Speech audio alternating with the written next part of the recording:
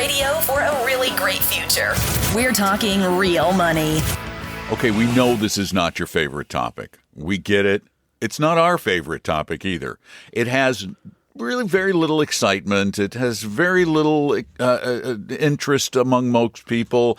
We kind of have a negative feeling about it. What we're talking about is fixed income investing. I thought this was cryptocurrency part 2. So, okay. No, cryptocurrency is really exciting. Oh, that's true. It is. But, sometimes it's thrilling.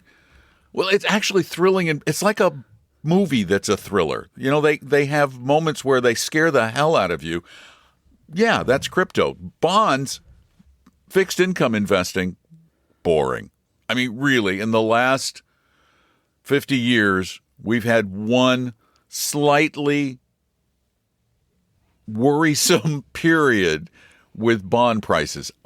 Really, basically one. I'm going to say 2, because the mid-90s, like 93, 94 was a little troublesome too. But really not so much for bonds as for other assets. Bonds held in there. There were some bank problems, but it's boring. But we need to talk about it because we think this is an important part of your portfolio. That is way too many plosives. Good thing my mic can handle them well. Hi, everybody. I'm Don McDonald. That guy right there is Tom Cock. This show is called Talking Real Money. It's a podcast that everybody in America should be listening to. Love us or hate us, doesn't matter, because the information is too good to not hear. And today, we're going to talk about a new twist on an old product. I have been talking personally about the benefits of CD laddering for over 30 years. For the safe portion of your portfolio, I've always thought a CD ladder, while a little bit of work, is a nice way to sort of take away the feeling of volatility in the fixed income part of your portfolio. Well, now Invesco and State Street and all these guys have come up with laddered bond ETFs. Yeah, it's a fascinating product. And I'm not sure, and you can explain to it better than me, the problem it really addresses, because you could just go, as you said, own a CD ladder. As you know, for decades, and let's just step back as you mentioned this, but I don't think strong enough. The reason that you should hold fixed income or bonds generally is stability in your portfolio, and it could be a place where you supply yourself with income if the stock part is going down and you're drawing on your portfolio. Because you really don't want to be selling stocks when they've gone down and provide your income that way, right? You'd rather take it from something that hasn't moved around much. So the bonds can provide that. But in the past, we have suggested, recommended, used bond mutual funds and now bond exchange traded funds. These are baskets that hold thousands of securities. We've used fund families, primarily Vanguard, because they have a tremendous, great track record with fixed income. They do it at a very low cost, and I think I read once they've had no bond defaults or something, even in their high yield stuff. It's a remarkably good record for fixed income, which brings me to the other point, and that is fixed income should not be viewed as a way to make money. It should be used as a way to keep your money, even though in 2025. BND, which is a fund that we have recommended much, and I think we still use it in some of our portfolios, had a return of 7% last year. DFIGX, a fund that I use oftentimes to talk about holding government debt, made 7.1% last year. But how about you're taking a little more risk, which this is a fund we would not use, nor would we recommend. But I just took a look because I was curious. Vanguard High Yield Bond Fund, Index Fund, a VWEHX, 9.3% return last year. I know people say, I want that, circle that one, but we're talking about something completely different today. Completely different than that. However, let me flip that coin. I want to flip the coin a little bit. The argument you're going to get, because I get what you're saying. You're saying bond funds have been very dependable over long periods of time. They've returned a decent income. They have all kinds of benefits. But we still have that stupid psychological problem that goes along with bond funds. And that they're things like a bond fund never matures. They never. They just they never give you you put 1,000 in. You don't know if you're for sure that you're going to get 1,000 out. They're just like floating around there forever. And now people look back at 2021 and 2022 and they go, well, even BND, that's not even a junk bond fund, lost 15% over those 2 years. Yep, bad time. That's pretty painful. I don't like that. Instead, that's the problem that these new laddered ETFs addresses. Yeah, and so that I think that is not an unreasonable thing, but you don't get any of the sort of the capital gains, right? That you suggest that I just mentioned in the bond funds, right? But here's the thing: is that you should not, from bonds, ever expect capital gains. Capital, just like the capital losses were due entirely, or almost entirely, because with corporate bonds you can't say entirely, almost entirely due to rising interest rates. Capital gains in bonds only occur, again, unless there are special circumstances, generally only occur when rates are falling, when rates have fallen. Right. Then the value of bonds goes up. So you shouldn't expect anything on either side. But the problem with a BND is that you have to sit tight through the bad times, and they trick you into thinking that occasionally you're going to make more money than the interest on the bonds. And that's a psychological flaw we have. Yeah, because we look at our portfolio and say, why is this part making 9 and this part's only making 3? Just put it all in the 9. And that's where these new laddered bond funds fill a niche for those who want to, I want to put it in and know I'm going to get my principal back in X amount of time. Yeah, and this is the Vanguard Target Maturity Corporate Bond Funds. They hold investment-grade corporate bonds. They're not the only people doing this, by the way. Wisdom Tree has the U.S. Short-Term Quality Corporate Bond Index. So this is a place. But Vanguard's doing it for less money. Not surprisingly, as they do most things for less money. Now, what's the alternative to these basically laddered bond funds? I don't know. I hope you'll tell me. Laddered CDs. Oh, okay. Other than that, because laddered CD now you do your own, I believe is correct. I do my own because Schwab makes it so easy. But others, I'm sure Fidelity does the same. To do it, you could hire somebody to do it, and you wouldn't pay a whole lot for that service, because many people just don't want to have to do it. And it's, as you've mentioned on this program several times, it can be very counterintuitive when you have to take the money and buy something. That's our psychology working against us again. It's hard sometimes. That's our biggest challenge when it comes to investing. I mean, what was the comic strip? Pogo. We have met the enemy, and he is us. Yep, that's exactly right. We are our own worst enemy when it comes to investing. It's because we allow our emotions to control our decisions, and we confuse how we feel with what is real. They're not the same. Our feelings are not real. Okay, so here they've got the target maturity 2027, target maturity 2028. So in your mind, you would put a certain amount in each one of these, correct? Yeah, which makes it just like building your own CD ladder. That sounds a lot like it to me, because okay, that one comes up in 3 years, that one comes up in, I'm assuming, I didn't look, I'm assuming the 2030 target maturity pays a slightly higher rate than the 2027? Probably not, because the yield curve is kind of flat. It's VBCD is the 2030 V. Hold on, boy, let me look it up. Charlie. VBCD is the which one? That's the 2030 corporate bond ETF.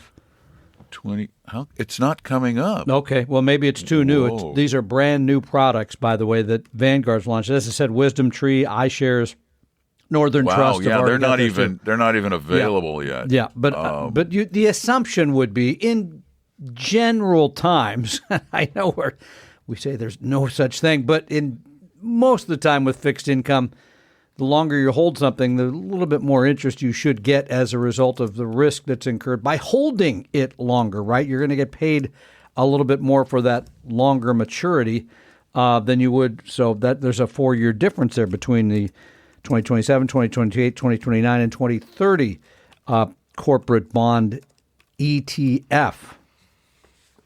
Yeah, I'm trying to see if I can find the corporate. Well, iShares has them too. I didn't get the iShares ticker on has that. them. Invesco has them.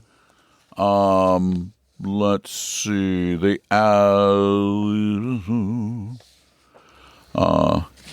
Trying to find each year. I'll edit this out. Editing this out. Hold on. By year.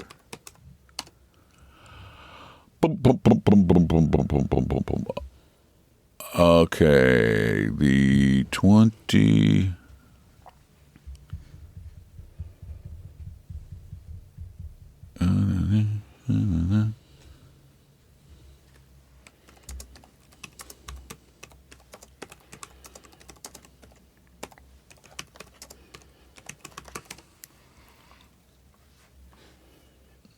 Okay, here we go. I found it. All right.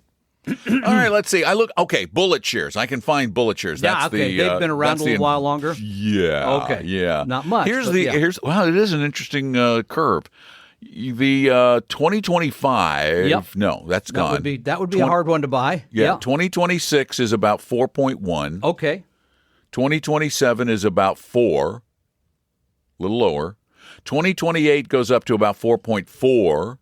2029 goes down to 4.2, and 2030 is about 4.3. So if you buy those So it's instead of the relatively bond flat. fund, now the bond fund is going to reflect changes in interest rates, right? Because they're going to be buying new bonds at whatever rate Right. those reflect. If Right. you buy the 4-year, these the latter funds, you're going to get that rate, and if rates change, well, you're just out of luck, right? Because you're stuck with that rate. But on the flip side, you will not see your net asset value change. That's true. It'll be stuck right where it is. Yeah. And if you look at, let's see, what's the yield on BND? I bet it's about 4, somewhere in that area. Probably about the same. Yeah. It's interest rates are at kind of a strange standstill right now. Yeah, rates are across the board. And I really don't, it doesn't matter what your maturity. Oh, gee, there we go, 4.1. Okay, close. Right there in the same ballpark. Yeah. But you're right. You're right. With BND, as the shorter maturity bonds mature out of the portfolio, the money comes back to the fund goes back out and buys longer maturity bonds at the current yield, whether that is higher or lower. So if rates go up, they're going to buy new bonds. That's going to slightly start to increase the yield, while the value of the existing bonds, though, is probably going to be falling. That's right. So they'll this balance is the each other bond out. dilemma. Yeah, it is. So we really haven't told people what to do. We haven't. I'm not sure I know where this fits in for most people that use bonds, just as I say, as a stabilizer in their portfolio. This feels more like it could be an income source, right? Because if you say in 3 years I need, et cetera, so it could play a role there. There's still that same basic guarantee to them because even though those are corporate bonds, these are high-quality corporate bonds. And for most people, I just feel like a bond fund is more set it and forget it. You don't have to do anything. So some of this comes down to what you want from your fixed income. Right, and it really does. This is why there's no absolute answer, because the answer is, once again, it depends. And my guess is on your psychology. For most people that are either using an advisor or thoughtful about this could play a role as part of your fixed income. I don't know if it would completely replace it, but it could play a role in there somewhere. That would be my take.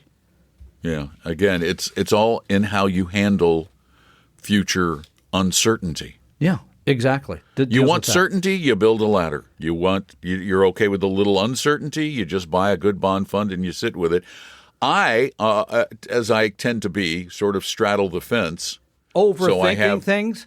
BND, and I have a CD ladder.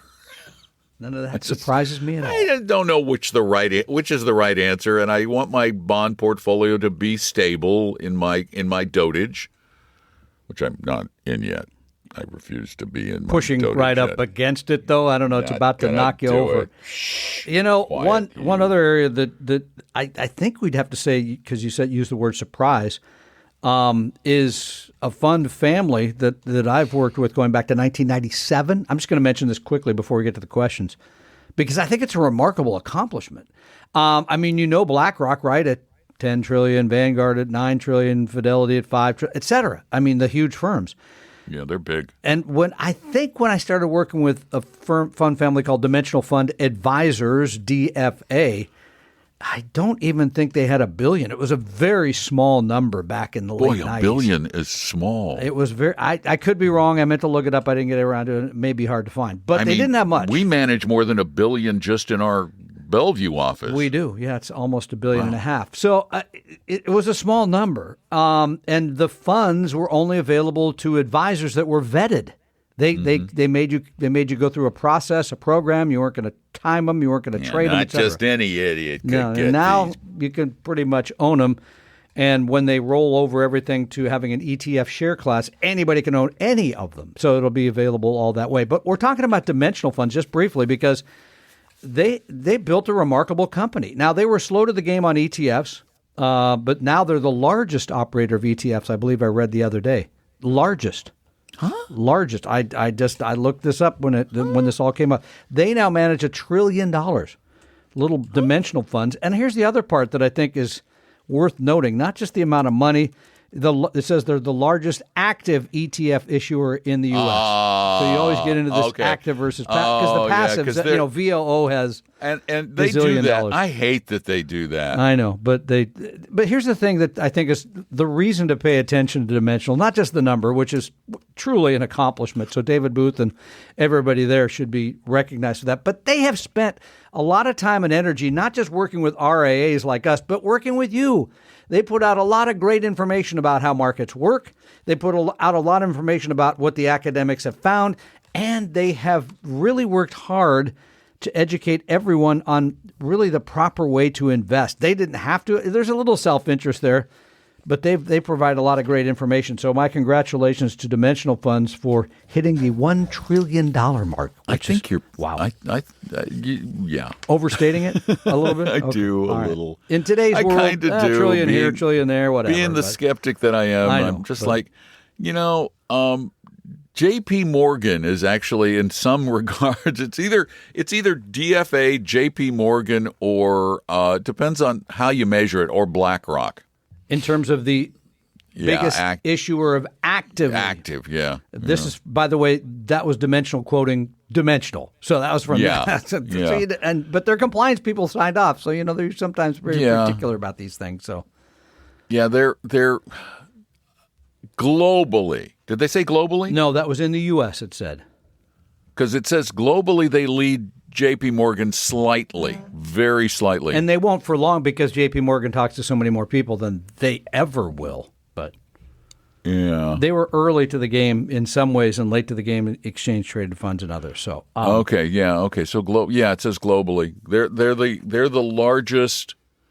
Yeah, they're the largest by assets. Okay, I just pulled up the ETF GI report, and boy, it is just by a hair. Yeah, for the moment, things change. Yeah. But the reason for congratulating them is not just the number, as I said, but also the fact that truly, I think they try to help people, as you and I have tried to too as well. So we want you to get it right. Congrats, DFA, on making a trillion. So you're not going to be the. I mean, a trillion is a seriously large number. It is. I mean, they're almost they're just a little bigger now than Elon Musk. That's a good point, by the way. They passed Elon Musk. Assets under think management. about that just for a moment in terms of my gigantic global mutual fund company has as much as is about as big as one guy. Good Lord. Yeah, let's leave it at that. That is actually truly sad commentary on the state of the world. It really, I don't care where you fall on the political spectrum. That is a sad commentary when one man is worth close to $1 trillion. Let's see what he does with it. He's not going to give it back to people. We've already established that. He's not that old yet, so maybe he will. We'll see. He thinks Mars is philanthropy. Come on. It only is if you can put people there they can live well, which I don't think they can. All right, let's go to the questions. We've got a couple of them here to fit in. from a place called Orlando, Florida, which I think you know, right? It's in Florida, down the road, close by. It's got a problem with a giant rodent that still hanging out. Scott from Orlando writes us, what are your thoughts on laddering target date funds? I use the target date not as a retirement target, but as a target for when I think I need the money. I have my split into 5 increment funds through my retirement lifespan, like 2035, 2040, 2045, et cetera. Using target date, laddering target. Yeah, I brought this up because it's a good topic. We're talking about laddering bonds. Now, laddering target date funds. Okay, why not? It makes it very confusing if you ask me. No, it doesn't. I mean, is it really more confusing than just creating your own portfolio of funds of various asset classes? No, actually, it's simpler than that. Because you can, it's actually kind of an interesting planning tool when you think about it. Because then it comes, so when you get to that date, then you're taking the money out. Is that what I'm getting from you? Well, or you have one section of your portfolio. What you're doing is you're spreading the volatility out over a longer period of time. Again, here's the problem: we got big brains. We feel like we have to use them all the time to overthink things and. It's not. Never been a problem you could accomplish the same thing. Basically, you could accomplish the exact same thing by picking a target date fund halfway between your longest maturity target date fund and your shortest maturity target date fund. Okay, well, let's just add a fund. Let's just look at what is the difference in the stock to bond ratio between 2035 and 2040? I'll bet it's fairly marginal. I don't bet that's 60-40 to 55-45. It's not going to be huge. I'm looking them all up. Yeah. So, I mean, just at a great Between what dates? Well, 2035 and 2040. He mentioned those. Let's see. Let's use Vanguards. I better use Vanguards because I got to have a target date fund to start with. Vanguard's 2035 and what date? 2040. 2040. Yep. That's 5 years. Okay. They're not going to be that much different. Yeah, they're not going to be much different at all. I thought we were going a little further out. Well, you do what you want, but those are the ones he mentioned, though. So let's see. The 2035 is 75-25. Okay, because you still got 10 years. And the years. 2040 is 83-17. So, okay, 7-8%. Okay, that's... And you really can't split the difference between those two because there isn't a 2037 and a half. No. It's every 5 years. That's it. But if you're looking, for example, if you're looking at 2030 and 2050 and you're going to go, I'm going to do it 2030, 2035, 2040, 2045, 2050. 2050's got to be at least 90-10, is my guess. Do a 2040. What's it? Let's see. What 2050? 2050. God, I'm glad I'm not waking up in the morning saying I got another 25 years of this. No offense, but 90-10. Oh, look at that. Nailed it. Okay. All right. That's good. Anyway, that feels complicated to me, but good luck to you. Matt from Olympia, Washington writes, hey, I want to help my dad transfer his portfolio from Morgan Stanley to Vanguard. There are about 10 funds, 3 stocks, and BSV. 400,000 in an IRA, 500,000 taxable. It's a managed Morgan Stanley account, so is there any difference than transferring from a non-managed account? Will the IRA transfer be any different than the taxable portion? Should he transfer all of it at once? Any advice would be appreciated. Now, of course, in an IRA, qualified money, you could sell the entire portfolio, move it, or just move it in kind. That's easy, no-brainer. Either way, it doesn't matter what you do. It's trickier with $500,000 in a taxable account, Matt, because from a tax standpoint. Exactly. Otherwise, the transfer very simple. You could just do an in-kind move of the assets, the stocks, and the funds from Morgan Stanley to Vanguard. The question is what you're going to do with it when it gets there. Because you don't want to wake up in the morning and sell everything and have a big tax bill for your father. He's going to be unhappy with you about that. I don't know how old your father is. Sometimes we tell people they're a little older, just leave it be because you're going to get a step up in basis when you leave, and then you don't have to pay the tax on it. So there'd be some careful planning there. But in terms of the actual transfer, either way should be pretty simple. Yeah, it's totally easy breezy these days. Everything about these transfers is easy. You merely open the accounts, the appropriate accounts at Vanguard, then you you enter the information on your existing accounts for an in-kind transfer. They go to the custodian. Yep.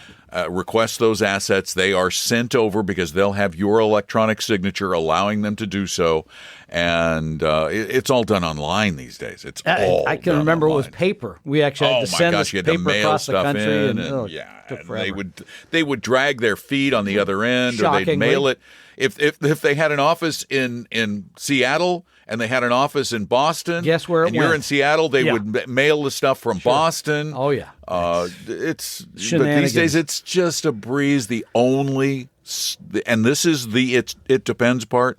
It depends on the situation, both tax-wise and age-wise. Yeah. Because as Tom said, if your dad's, if he's a lot older, then gosh, it sounds so callous. It does, but the right thing, it's just a correct move. You're just going to want to leave those securities, because when he passes away, we're not wishing anything bad on your dad, but you don't want to sell all those and pay a tax bill today if you don't have to pay any taxes in fill in the blank. But it is the process itself is simple, It's simple. And the IRA, do anything you want with that. Exactly. And if you're not comfortable doing it, guess what?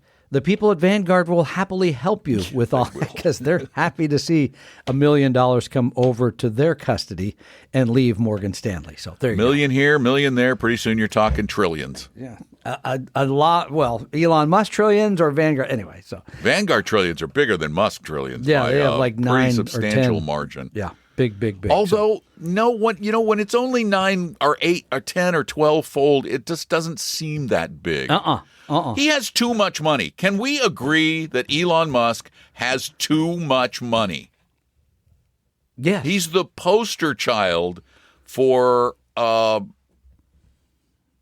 That doesn't mean that I'm in favor of taking it from him, though. So no, I agree. I'm not in favor of. But I'd be in favor of taxing him for.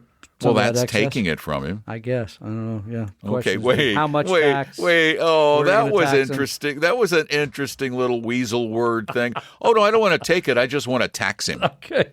Come out right. Okay. Yeah. I got what you said. Okay. I get it. Fair enough.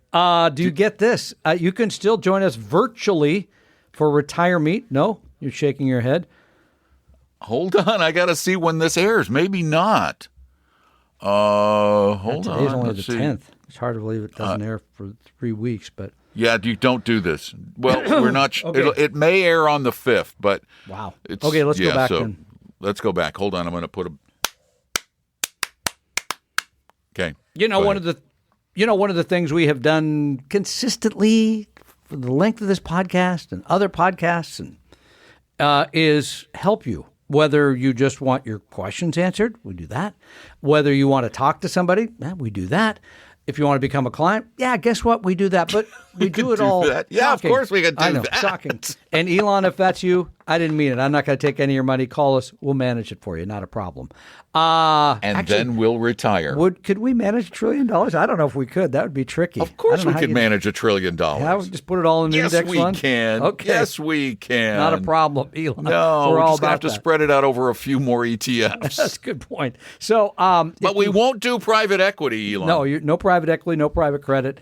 We're going to be much more conservative than that. So if you want to have your questions answered, if you want to get some help, you simply go to our website, talkingrealmoney.com, and you can ask an advisor. You can contact us, meet an advisor, all that stuff. It's all there. Whatever. You can take the risk quiz. You can do whatever you like. We want to help you. Are you full up in April in Phoenix? No, I'm not. So we could still help you there as well. So, April 7th. April in Phoenix. He's going on vacation, and he's just using you as an excuse to write the thing off. You make me sound horrible. No. I do. We did this last year. It's my job. I've been doing it for years. Okay, fair enough. So I had that coming. People still like you. You see, when I do this is an actual. Makes you the villain and me the nice guy? Exactly. It's a ploy. It's a ploy. To get nice notes for you so you feel better. I do. Because you get these notes that go, "We really love you, Tom, despite what Don says about you." And they say, "We really love your dad jokes, Tom, despite what Don says." Okay, that part I don't get. I could get the liking you personally, but I cannot get the liking the dad jokes. I'm sorry. Those of you who say that, you have the same warped sense of humor as Tom, apparently. Good. Thank you. And thank you for your support. So, with emphasis on the word warped. Take advantage of all those things. Guess what? It's right there at talkingrealmoney.com. Because on this podcast, which airs 5 times a week, we are consistently talking real money. The opinions and views expressed on this podcast were current on the date recorded. Opinions, estimates, forecasts, and statements of financial market trends that are based on current market conditions constitute our judgment and are subject to change without notice, including any forward-looking estimates or statements which are based on certain expectations and assumptions. Although information and opinions given have been obtained from or based on sources believed to be reliable, no warranty or representation is made as to their correctness, completeness, or accuracy. Information presented on the podcast is not personalized investment advice from Appella Wealth. The views and strategies described may not be suitable for everyone. This podcast does not identify all the risks, direct or indirect, or other considerations which might be material to you when entering any financial transaction. Past performance does not guarantee future results, and profitable results cannot be guaranteed. We hope you realize that the information provided on Talking Real Money is for informational, educational, and hopefully enjoyable purposes only. The podcast is not trying to get you to buy or sell any financial products or securities. Instead, the program is provided as a public service by Appella Wealth, a fee-only registered investment advisor. Please see Appella Wealth's ADV Part 2A on our website for information regarding Appella's fees and services. Appella Capital, LLC, DBA Appella Wealth, is an investment advisory firm registered with the Securities and Exchange Commission. The firm only transacts business in the states where it is properly registered or excluded or exempt from registration requirements. Registration with the SEC or any state securities authority does not imply a certain level of skill or training. Appella does not provide tax or legal advice, and nothing either stated or implied here should be inferred as providing such advice. Thanks for listening, and please visit TalkingRealMoney.com for more information and important disclosure related to performance of any specific index or fund quoted in this podcast. And the lawyers get richer.